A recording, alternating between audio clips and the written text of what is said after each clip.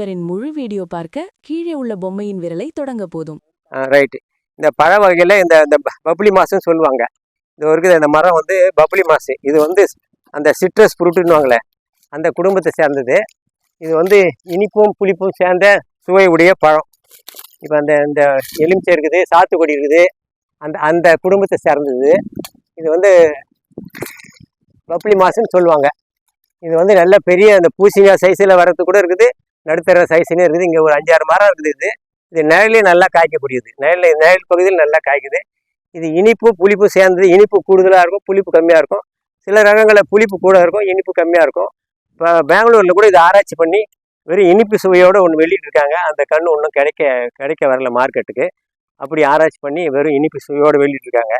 இது வந்து அந்த சிட்ரஸ் குடும்பத்தை சேர்ந்தது. இல்லை, இது பெருசாக வரும். இது இந்த வெரைட்டிக்கு இது சைஸு மேலே பாருங்கள் இருக்கும். இது இந்த வெரைட்டிக்கு இதுதான் சைஸு. இதோட பெரிய சைஸு நான் சொல்கிறேன், பூசணிக்காய் சைஸு கூட வருது. போங்க சொல்கிறேன், தேங்காய் சைஸ்லாம் நிறைய இருக்கும். இவரின் முழு வீடியோ பார்க்க கீழே உள்ள பொம்மையின் விரலை தொடங்க போதும்.